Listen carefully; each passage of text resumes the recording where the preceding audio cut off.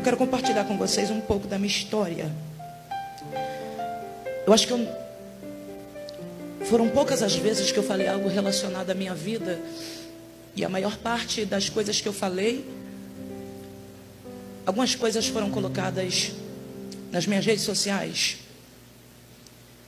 Mas acaba aqui sendo muito vago tudo, porque a gente acaba se limitando a falar muita coisa da vida da gente.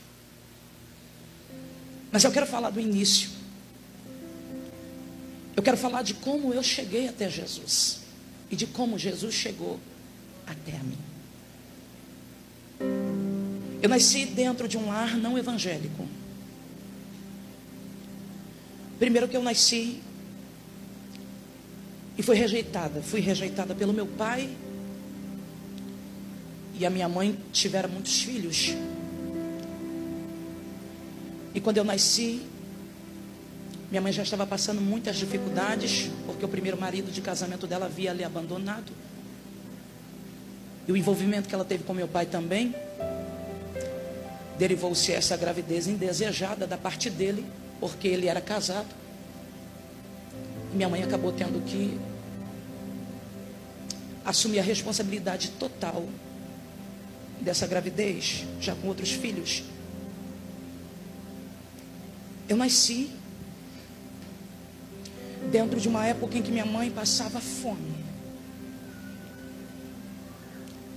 Dentro de uma época que minha mãe já tinha dormido na prisão com os filhos. Porque um carro da polícia teve compaixão de vê-la na rua com os meus irmãos queimando em febre. E levou ela para dentro de uma delegacia. E ela passou a noite nos bancos dentro da delegacia. A minha mãe também não servia a Deus. Ela servia a outros deuses. Eu não quero dar nomes ou denominar religiões. Mas ela servia a outros deuses. E minha mãe tinha uma vida muito miserável. Eu me lembro quando eu comecei a entender um pouco das coisas. Eu me lembro que a gente morava dentro de um quarto. Eu estou falando de um quarto que tomava mais ou menos aqui onde eu estou até onde está o final ali da parede ali da bateria. Era um quarto para 8 crianças. O banheiro não era dentro do quarto, era do lado de fora. E eu me lembro que o banheiro, Lucinha, não era de louça. Era feito de cimento. Um buraco grande, que a gente tinha que subir em cima daquele vaso e ficar de coca. E o medo de cair dentro daquele vaso, daquele bueiro, era sempre muito atormentador. Então a gente tinha que ter um cuidado para ir naquele banheiro. E o banheiro era compartilhado com toda a avenida. Quantas de nós, das minhas irmãs e os meus irmãos, pegaram doenças lá? A gente vivia dentro daquele quarto e minha mãe dava faxina na casa das pessoas para a gente poder sobreviver. Sendo que nem sempre dava para poder trazer o alimento para dentro de casa, porque ela tinha que escolher entre alimentar a gente e pagar o aluguel. Pagar um aluguel de um quarto dentro de uma avenida onde o banheiro era compartilhado. Tá ok. Mas a gente foi sobrevivendo.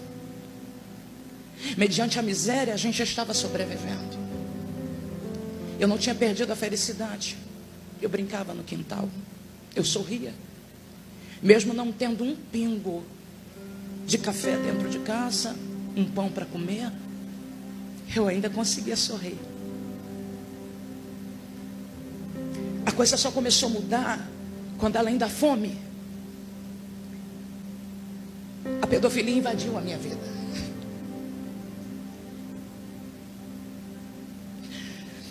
Eu só tinha 6 anos de idade.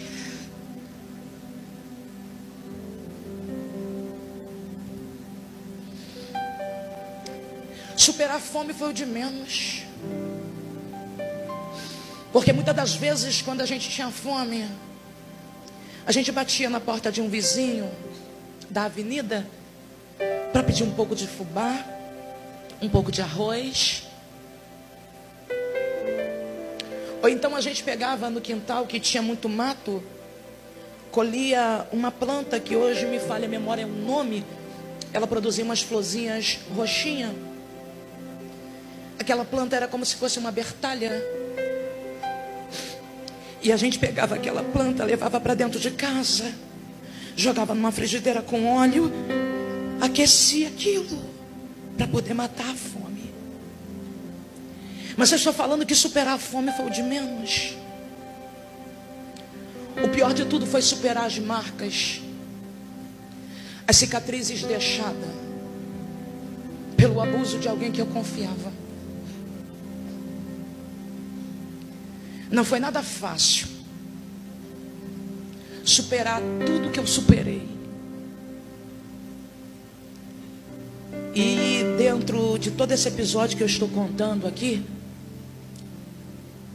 na época de escola, eu ganhei uma cachorrinha.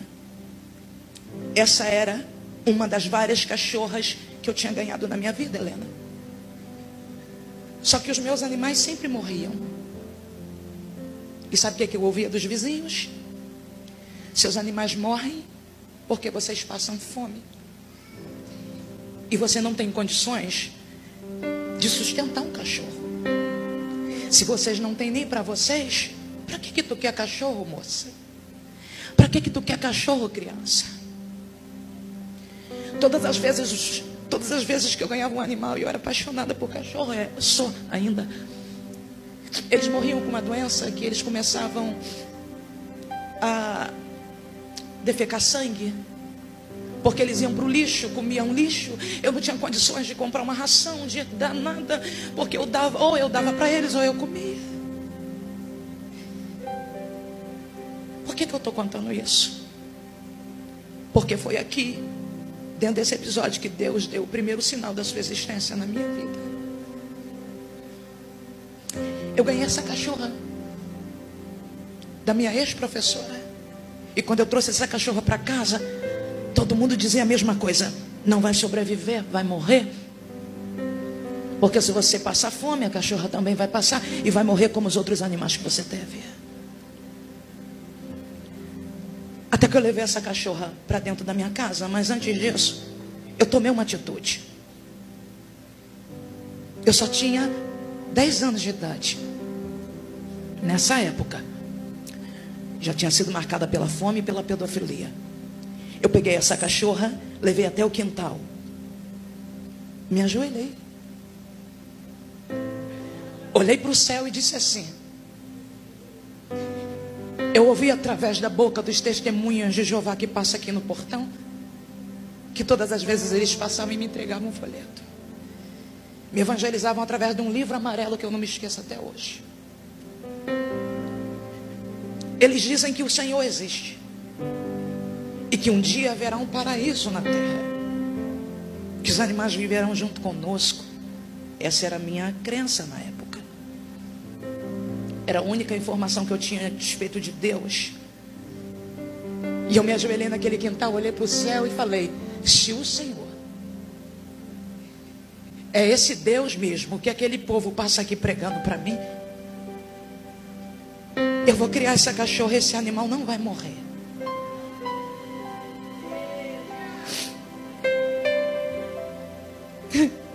Vocês não acreditam não, mas foi a primeira cachorra na minha vida que eu vi crescer. Eu estou te falando que um animal trouxe resposta da existência de Deus para minha vida. A cachorra morreu de velhice.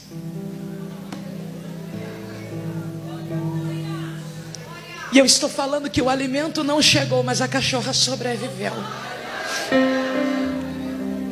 Através daquilo Deus falou: eu existo.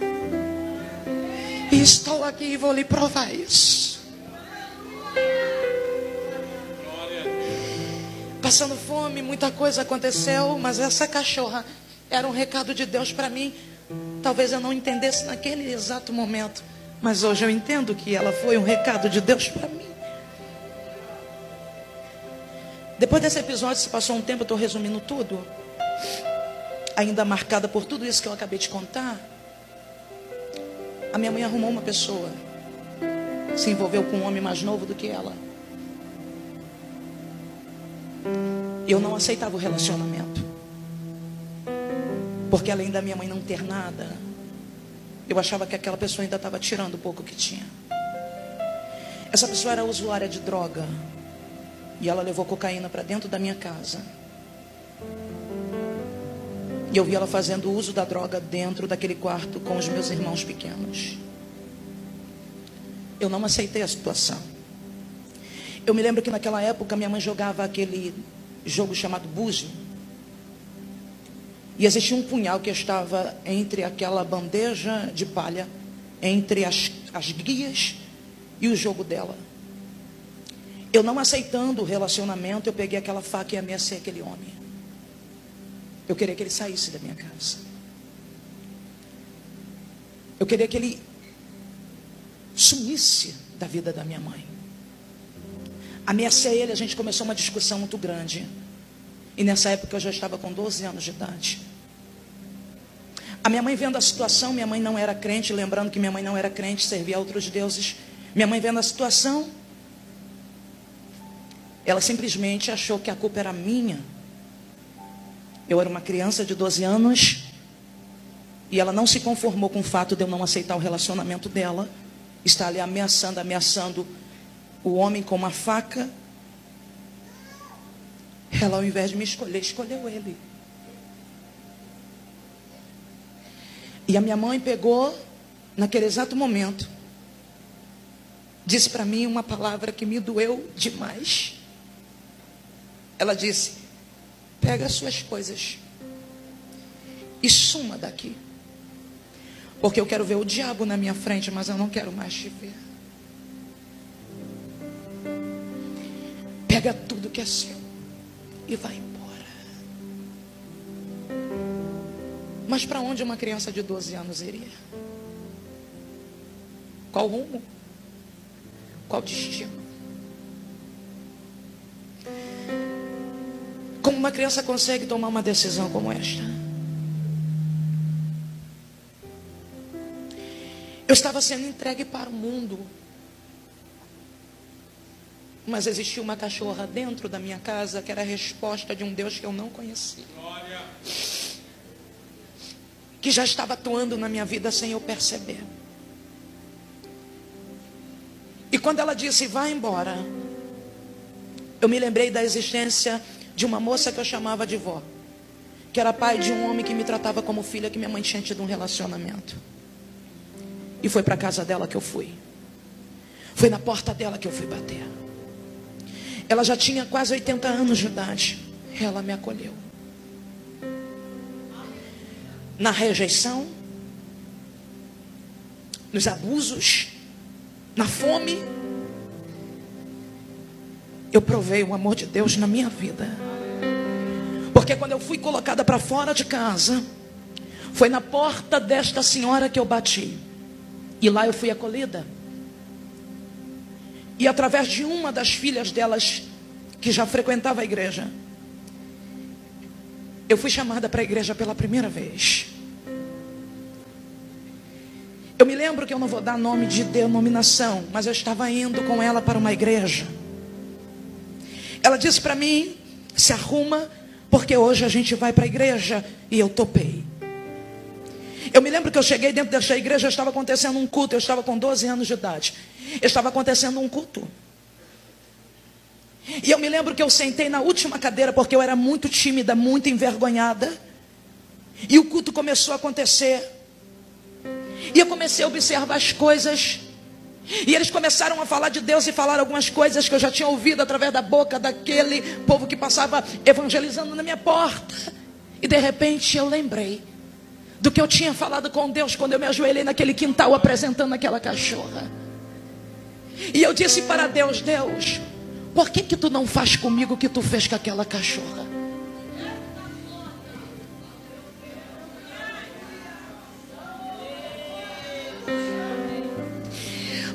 Até esse ponto eu estava querendo tirar minha vida.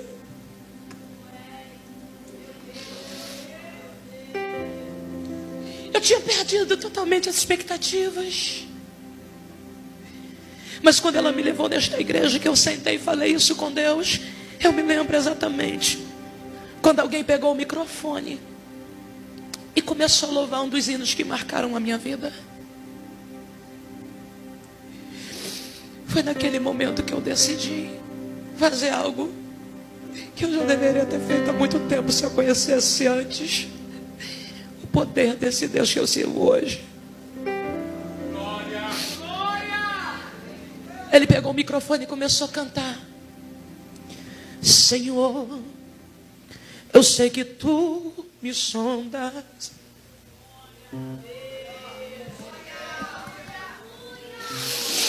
Sei também que me conheces. Sabes quando assento ou me levanto.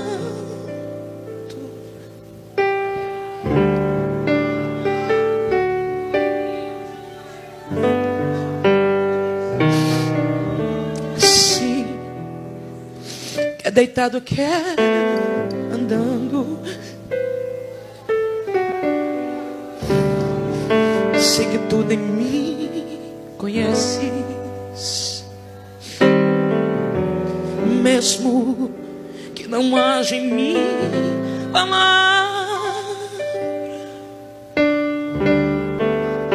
Sei que tudo me conheces, Senhor. Eu sei que tu me sondas.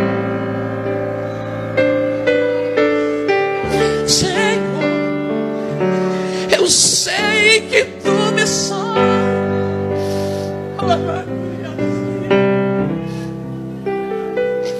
Eu sei que tu me sondas, Senhor. Eu sei que tu me sondas.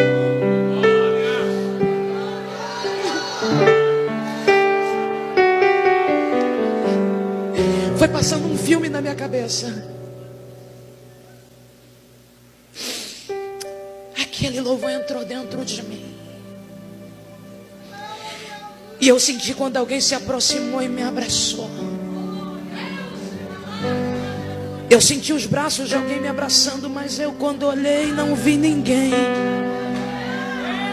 Mas me pegou com muita força.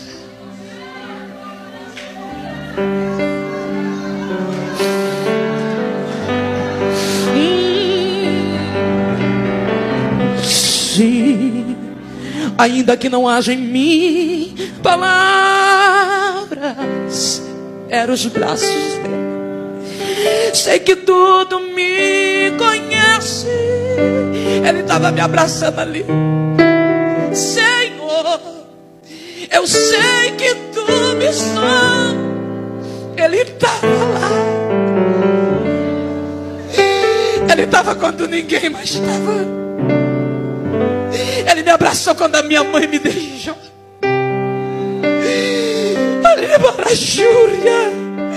Ele me acalentou quando a única coisa que o homem fez foi tocar no meu corpo, para me fazer mal, para me destruir.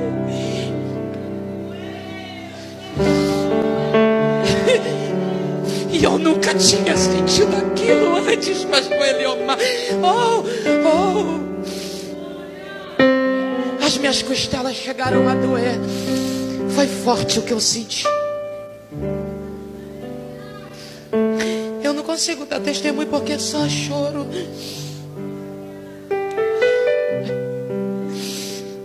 Eu sei o que eu vivi naquele momento. Aquele abraço que eu não vi de quem era, mas que eu sei de quem era, mudou a minha vida.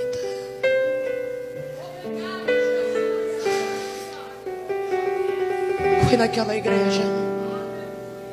Foi a partir daquele momento. Eu só tinha 12 anos. 2 anos se passaram. E eu saí da casa dessa moça que eu chamava de vó e fui viver com a minha irmã, que morava em Niterói, a minha irmã mais velha. Eu trabalhava muito dentro da casa da minha irmã para pagar o prato de comida que eu comia.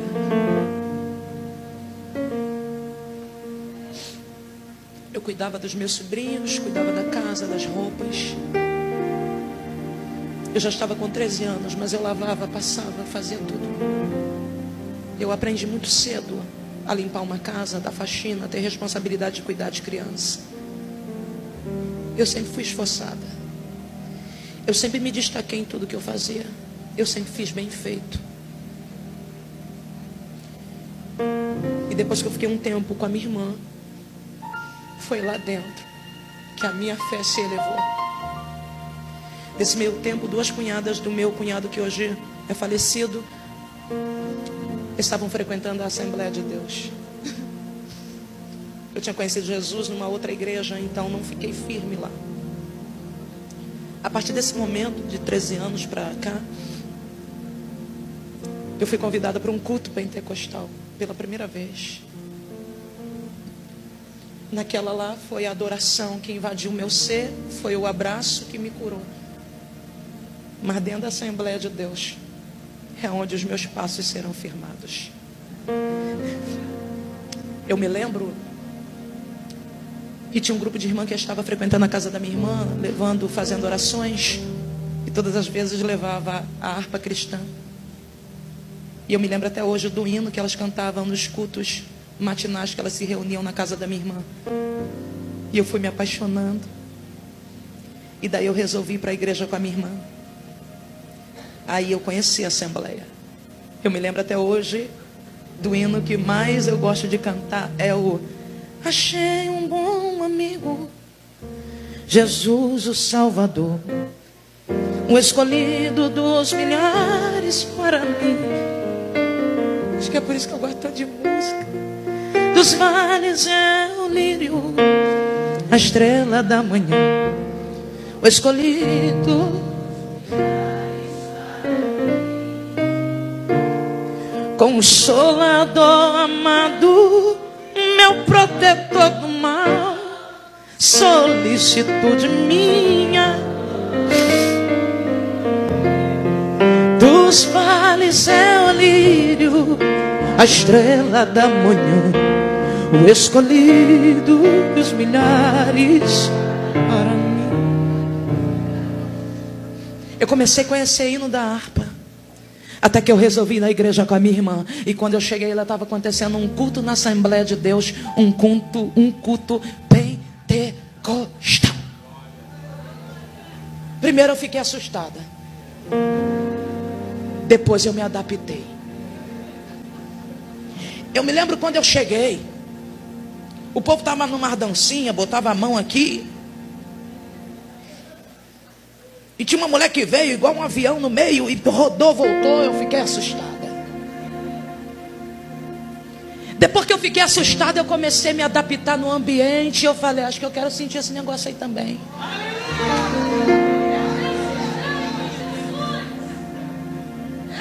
Eu me lembro que alguém estava cantando. Existe um canteiro muito lindo, de flores preciosas de valor, regadas por um rio cristalino. Um canteiro que jamais, lá do alto, olha isso, um mistério que jamais se revelou. O canteiro é a igreja reunida, as flores são os servos do Senhor. E os jovens avivados cantando: água viva que jorra, uma fonte que... Eu falei, não, o que é isso que eu estou sentindo aqui? E eu levantei.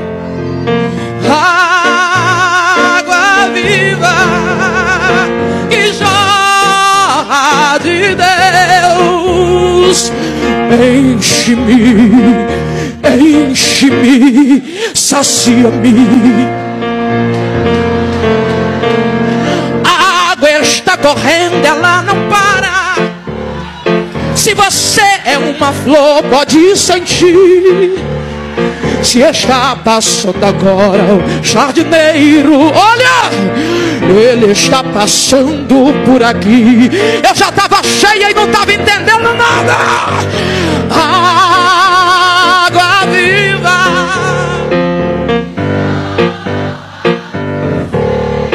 uma fonte.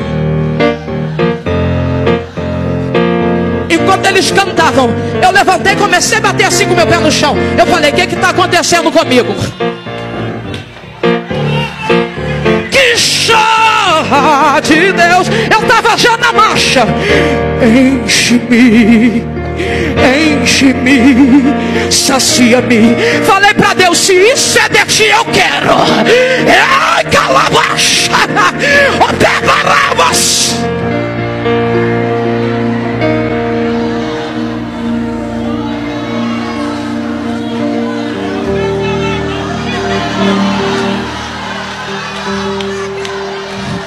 Pode passar.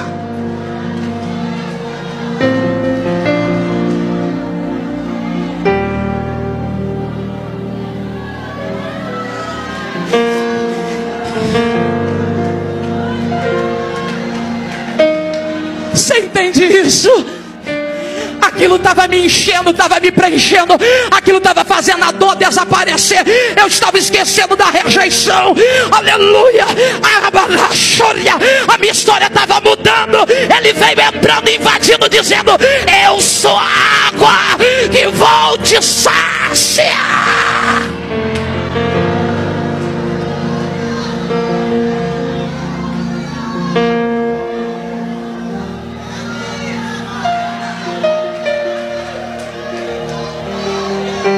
Assembleia de Deus no Brasil marcou minha vida. Enquanto eles entoavam os louvores, eu comecei a bater com o pé no chão. E eu perguntei para mim mesmo, o que é que eu estou fazendo? Eu disse, eu não sei o que é isso não, mas eu estou sentindo uma alegria, uma vontade de marchar. A minha irmã tinha me levado, que estava na igreja já há mais tempo. Olhou para mim e falou, tá fazendo o que? Eu falei, também não sei. Eu só sei que eu estou sentindo um negócio aqui que eu não consigo parar. O grupo de jovem acabou de cantar. Chamaram o grupo das senhoras que se levantou numa outra cadeira e começaram a cantar. A Bíblia nos conta uma história de um homem chamado Moisés, que foi escolhido por Deus. Eu falei, quem é? Para libertar Israel. Ele nasceu e cresceu, sendo seus pais hebreus. Mesmo criado por nobres, amava o povo de Deus. Subindo ao monte Horebe, algo lhe aconteceu. No meio de fumaças ardentes, ele ouviu a voz de Deus. Moisés, tira a sandália dos pés, porque o lugar onde tu pisa é terra santa. Só me lembro das irmãzinhas de cabelo branco cantando. Vai, vai, Moisés, libertar o povo de Israel. Falei, tá falando comigo. Vai, vai, Moisés, e leve pra terra que mana leite e mel. Eu falei, o que que tá acontecendo? Aleluia. Sabe por que eu canto todas as vezes que eu prego? Sabe por que o apelo que eu faço é cantando? Sabe por que a música emana de mim? Porque cada hino desses que eu cantei marcaram a minha vida. E eu me lembro que elas cantaram.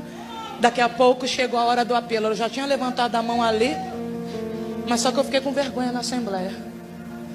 Eu falei, Jesus, eu já te aceitei, né? Mas estou com vontade de aceitar de novo.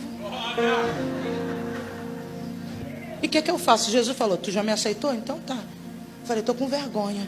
Falou, não, deixa que eu vou trabalhar. Enquanto eu estava lá, dentro da Assembleia de Deus, sendo tratada, afirmando a minha fé, dentro do quartinho da minha mãe estava acontecendo um rebuliço. Ela me expulsou e Deus foi lá e arrancou o homem da vida dela. Quando eu fiquei sabendo notícias da minha mãe, era minha mãe chorando, dizendo, estou doente, fulano foi embora e eu estou sozinha. Você sabe o que eu fiz? Abri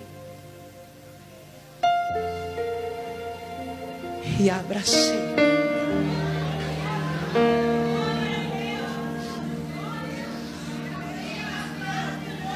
Falei para ela, tá vendo o que Deus está fazendo na minha vida? Detalhe, quando o primeiro amor nasce dentro da gente, eu usava uns catoquinhos de short. Ganhado ainda, porque minha mãe não tinha condições de comprar roupa pra gente, as patroas que dava. Então tu imagina, às vezes a criança era maior ou era menor que eu. Quando o short não ficava curto demais, ficava comprido demais. Mas aí aceitei Jesus, ô Carla. Aconteceu tudo isso. Mas eu ficava olhando as meninas só de saia. E eu queria. Eu queria aquilo ali pra mim. Porque eu não me conformava. Eu dizia, não tá bom do jeito que eu tô. O Espírito Santo de Deus começou a fazer uma obra. Quando ele saiu, eu voltei. Voltei abraçando a minha mãe. Voltei para, aleluia, para perdoá-la. Só que eu voltei, mas eu fui para a casa do meu irmão.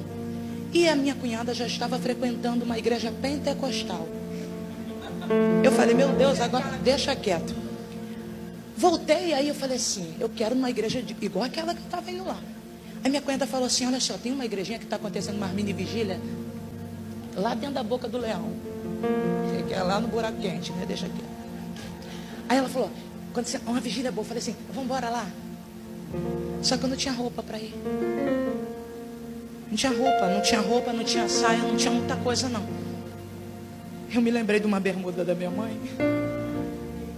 Era um bermudão jeans, até aqui, só que era jeans listrada, toda colorida. Imagine, vermelha, azul, amarelo e branco. Até hoje eu me lembro das cores. Peguei aquela bermuda, falei, eu não vou de bermuda, né? Então o que eu faço? Minha mãe não está nem sabendo, mas eu vou fazer isso aqui. Abri a bermuda no meio. Fiz um rasgão, assim ó, com a força na mão. Abri. Pedi uma agulha e linha emprestada, porque nem isso tinha dentro de casa. Pedi uma agulha e linha emprestada à vizinha. Peguei aquela bermuda, comecei a costurar na mão. E eu fazendo uns pontinhos do lado do outro. Que até desde nova eu sei costurar, minha filha, deixa quieto. E eu fazendo aquele ponto, ficou com uns pontão desse tamanho. Eu botei aquela bermuda, enfiei, virou uma saia mídia até aqui. Só varão, que como eu abri, era uma bermuda, então o negócio ficou como... Eu fui assim, ó. Eu fui vestida de gueixa para a igreja. Falei, meu Deus, eu vou para a vigília. E andando assim, ó. Se fizesse assim, acabou. Falei, se eu escorregar no morro, acabou. Mas eu fui assim, ó. Aí fui assim. Chegou na vigília. Tem um pandeiro aí, não? Ah, arrumaram logo. Ah, agora, hoje sim, né? Posso demorar muito não, eu só estou contando uma parte, tá? Se eu contar as outras, é um livro. Escuta, aí cheguei na vigília, na tal da vigília, vestida de gueixa, com a bermuda que era da minha mãe, cortada, que eu fiz uma saia, listrada, assim, ó, varão. Ei, visto é alto, hein? O Elias converteu?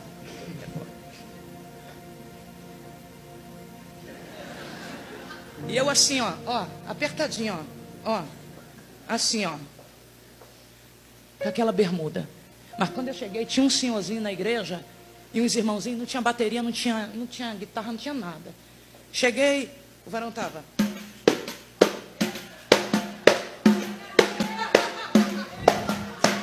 Ele quer te dar água, ele quer te dar água. Ele quer dar água para você. Eu falei, o que é isso aí agora? Na outra tinha adoração. Em uma tinha aquele louvor mais forte que eu senti um manto, mas agora tinha pandeiro. O mistério é de fogo.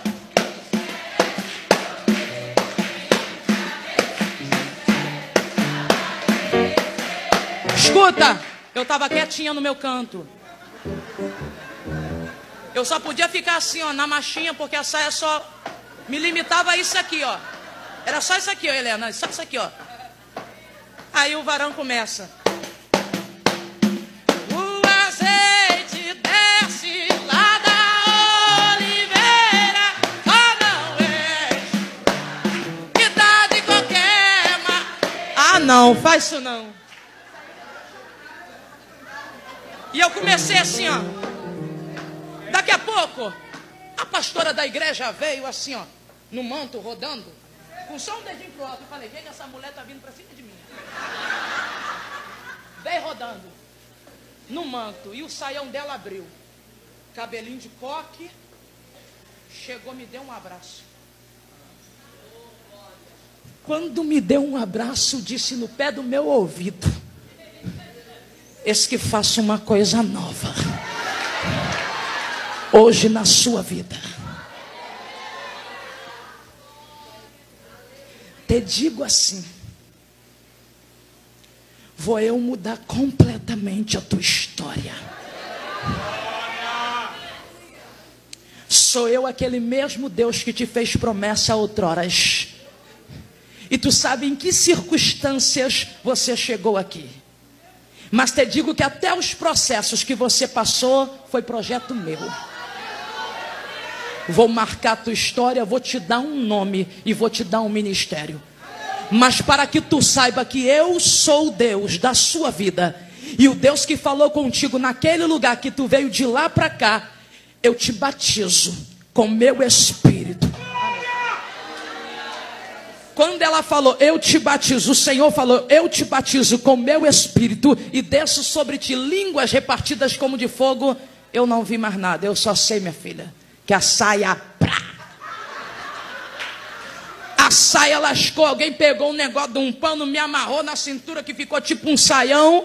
Eu só sei que daqui a pouco eu estava falando em línguas dentro daquela igreja, rodando, sapateando, aleluia, sentindo uma coisa que eu nunca senti na minha vida. E Deus dizendo, eu arranco as marcas da pedofilia, aleluia, eu restauro a sua alma, vou restaurar a tua casa, vou converter tua mãe, vou trabalhar na tua família, vou te dar um ministério, vou colocar o dom da minha palavra na tua boca. Cresça, porque eu serei contigo aonde quer que tu andares, aonde tu colocar a planta dos teus pés, eu te darei o lugar por herança, porque sou eu, Deus, que te resgatei.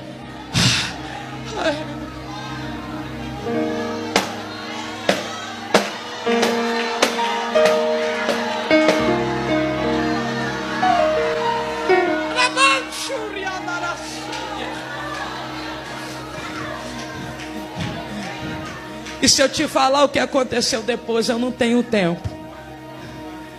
Mas olha, eu cheguei como um Zé Ninguém naquele lugar. Eu cheguei com as minhas emoções destruídas na presença de Deus. Eu cheguei pedindo para Ele me fazer esquecer o que eu tinha vivido antes.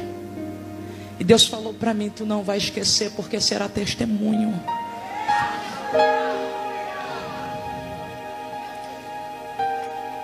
Deus me colocou de frente da pessoa que me abusou. E eu tive que perdoar. Deus me prometeu um ministério naquele dia que o Espírito Santo de Deus me abraçou. Só que Ele não me avisou que junto com tanta glória viria tantos processos. Ali eu não conhecia muito a palavra, então eu não entendia que junto a todo aquele mover do Espírito viria tantas lutas, viria tantos momentos ruins na minha vida que iriam querer me fazer desistir. Eu achei que eu ficaria firme para o resto da vida. Eu não achei que o tempo me derrubaria. Eu não achei que o pecado entraria. A gente passa processos, mas a gente precisa entender que Deus tem um controle de tudo. Eu não caí de paraquedas aqui. Sabe aquela saia? Era a única que eu tinha. A irmã, quando viu descosturando, disse assim: pega que eu vou costurar para você na máquina. Essa mesma saia foi as saias que eu usei para frequentar outros cultos. Eu nunca troquei Jesus por roupa. Eu nunca deixei de buscar Deus porque não tinha um look bonito para colocar. Aquela saia era uma bermuda da minha mãe que nunca me limitou à adoração. Mas Deus falou para mim um dia: eu vou te dar condições de você escolher a saia que você quer usar. Eu vou patrocinar você. E eu sonhei com um guarda-roupa novo e um homem abria e dizia: escolha, é tudo seu.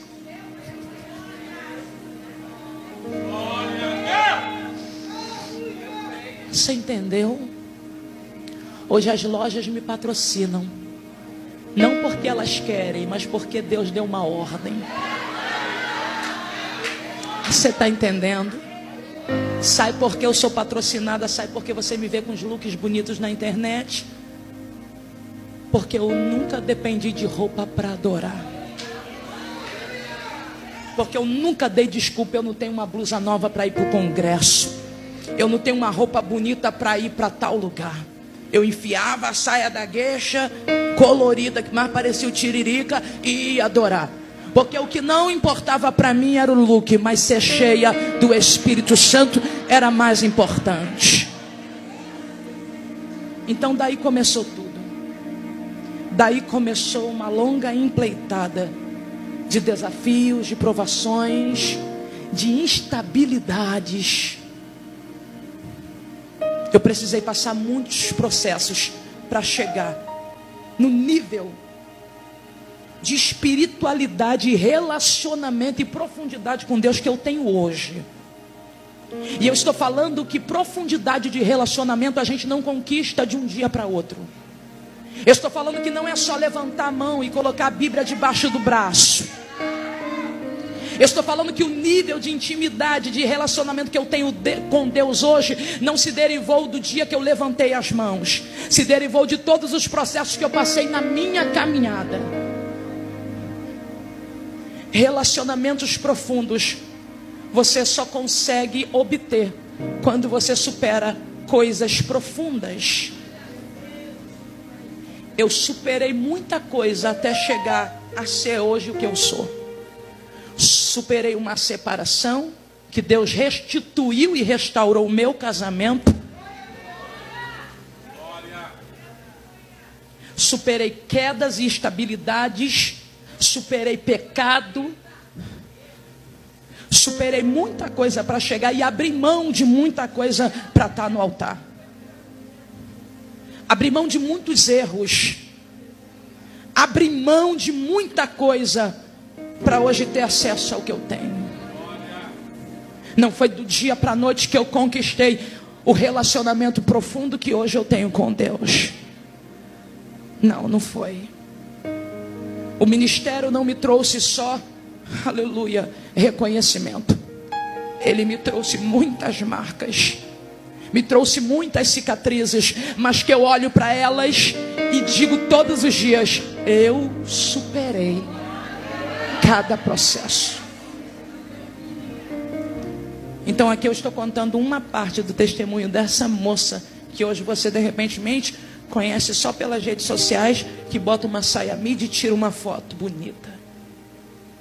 Mas que a vida nem sempre, aliás, foi tão bela quanto as minhas fotos que eu tiro. Eu tive momentos difíceis. Eu superei uma depressão profunda. E eu estou falando que eu me deprimi quando eu já estava no Evangelho. Interessante que os abusos, a fome, não me trouxe depressão, como o ministério me trouxe. Agora eu entendo Jeremias, eu entendo Jó, eu entendo Davi. Pastor Helena, eu superei uma depressão profunda. A depressão, ela se aproxima porque ela encontra uma porta. Ela entra pelas lacunas deixadas por outras situações que a gente passa. Perdas, traições, decepções, amargura de alma, angústia de coração, falta de perdão, relacionamentos quebrados e destruídos, perdas de pessoas que a gente ama. São portas que a depressão, ou seja, brechas que a depressão acha para entrar. É uma doença neurológica sim, mas que Satanás se aproveita dos nossos neuros comprometidos para entrar e destruir o nosso emocional e o nosso psicológico. E a minha teve uma porta: a perseguição que eu sofri dentro da igreja, as acusações que eu enfrentei de gente que carrega uma Bíblia debaixo do braço. Eu não sou contra a igreja, eu sou a favor da igreja. Eu não sou contra meu irmão, eu sou a favor do meu irmão. Mas por um dado momento na minha vida eu tive a igreja contra mim. Tudo por causa da aparência que eu tenho e do corpo que eu possuo. Um vestido justo, uma pregação exagerada, sem um pouco de equilíbrio. Me faltava um pouco de equilíbrio, me faltava um pouco de senso. Mas eu estava pregando. Eu fui bombardeada. Eu fui tida como prostituta. Eu fui tida como pombagira. Eu fui tida como Jezabel. Eu fui chamada de tudo quanto é nome ruim que vocês possam imaginar. Não foi pelos ímpios, foi pelas pessoas que se diziam ser evangélicas.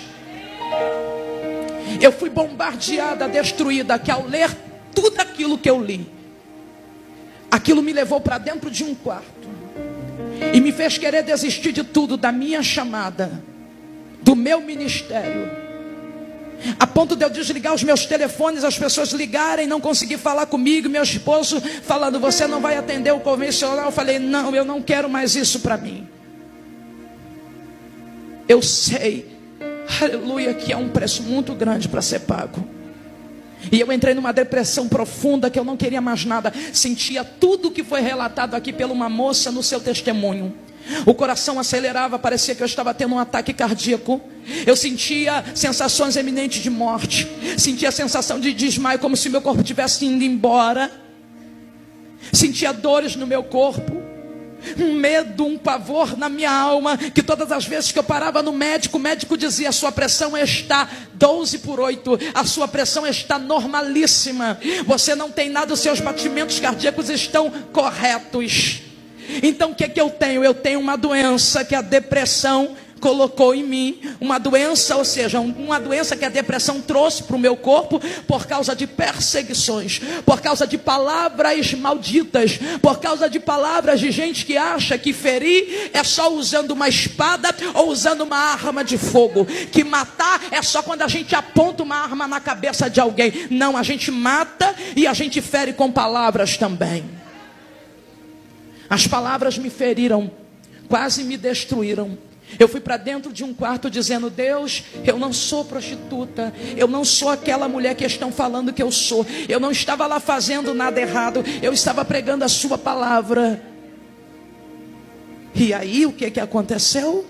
Eu me deprimi, me joguei dentro de um quarto e quis desistir de tudo, pedindo a Deus para me levar.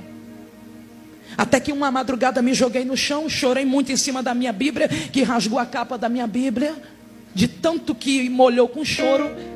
E na madrugada Deus me visitou. Eu estava dormindo, para finalizar aqui minha oportunidade. Eu estou resumindo, que se eu falar de outras coisas, até de quando eu caí, vocês não têm noção. Escuta, eu estava dormindo quando Deus me visitou na madrugada desse choro. Eu tive um sonho, Helena. E eu só quero contar isso aqui porque é muito importante para mim. Eu tive um sonho. Eu estava indo para uma igreja no sonho. Porém, quando eu chegava na porta da igreja, a igreja estava lotada. Eu não conseguia entrar. Mas no sonho meu coração almejava, porque eu queria ouvir a palavra. Mas não tinha lugar para mim ali. Ninguém deixava eu entrar. Então eu voltava triste daquela igreja e seguia meu rumo num caminho escuro, numa rua sem saída. Eu estava triste, com a cabeça baixa, quando de repente aparecia um cachorro muito grande. Era um animal muito grande, ele aparecia no meio do meu caminho e eu dizia: pronto, agora mesmo que eu serei destruída. Ele vai me atacar e eu vou morrer, porque não tem ninguém aqui para me defender. O cachorro apareceu, mas de repente, quando ele se aproximou, ele me olhou bem. E quando ele me olhou, eu senti que houve um pavor no olhar dele. Porque quando ele começou a sentir medo, ele começou a jogar as patas para trás, recuando,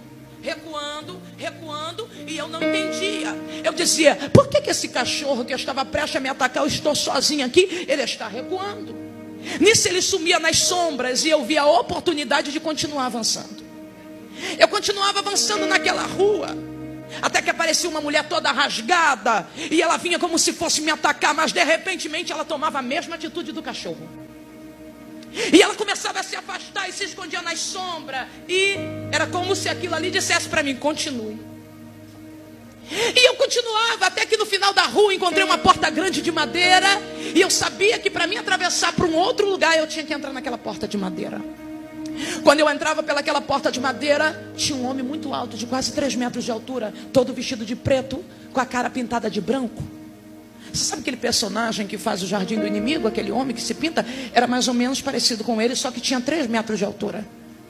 Ele entrava dentro, ou seja, eu entrava dentro daquele lugar e via aquele homem grande, mas ao mesmo tempo que eu entrava, eu ficava apavorada por causa da altura, do tamanho e aparência dele, me assustava. De repente eu vi, quando ele me olhou de rabo de olho, ele começou a se afastar. Só que no sonho me bateu uma curiosidade, porque não era a primeira vez que aquilo tinha acontecido. Aconteceu com o cachorro, aconteceu com aquela mulher, e agora aquele homem estava recuando. Ele estava se distanciando de mim, e eu tive a ousadia de perguntar para ele: ei, deixa eu te fazer uma pergunta. Por que você está se afastando de mim? A mulher fez a mesma coisa, um cachorro fez a mesma coisa, o que está acontecendo? Aí ele disse assim: é porque quando você chegou aqui, você não chegou sozinha. Aí eu disse para ele, olhei para o lado, olhei para o outro, não vi ninguém do meu lado. Eu falei assim: como assim? Eu não estou sozinho, eu não estou vendo nada aqui.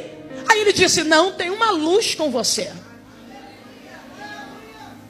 Ele falou: tem uma luz com você, essa luz dele está com você. Aí eu perguntei: quem é ele? E quem é essa luz que anda comigo? Ele olhou para mim e ele disse: ele não te contou quem ele é? Eu falei: não. E ele virou para mim e ainda falou: mas e ele não te contou porque ele anda contigo? Eu falei: não, e eu quero saber, me fala. Ele disse para mim: ele anda com você por causa do teu coração. Aí ele virava para mim e dizia assim: moça, tu tem um coração bom, tu tem um coração nobre, ele te conhece aqui, por isso que ele anda contigo e não está deixando a gente se aproximar. Eu estava diante do inimigo, vendo o inimigo confessar diante de mim o porquê que eu era protegida. Quando eu acordei dentro do meu quarto, eu ouvi uma voz, como se fosse a voz de um profeta dentro do meu quarto, citando as mesmas palavras que Samuel citou quando viu Eliabe. E Deus falou: eu não vejo como vê o homem olha a aparência, mas eu conheço o coração. Sabe o que era aquilo? Era Deus dando resposta à minha oração, dizendo: quem está te vendo como pombagira não está te vendo como eu te vejo. Quem te vê como prostituta não está te vendo como eu te vejo. Quem falou que você mulher da vida não está te vendo como eu te vejo. Então deixa eu te falar uma coisa: com qual opinião você fica? Com a daqueles que estão te criticando nas redes sociais, ou com daquele que se entregou na cruz por você? Levanta a tua cabeça, porque tu irá crescer em extremo, e eu vou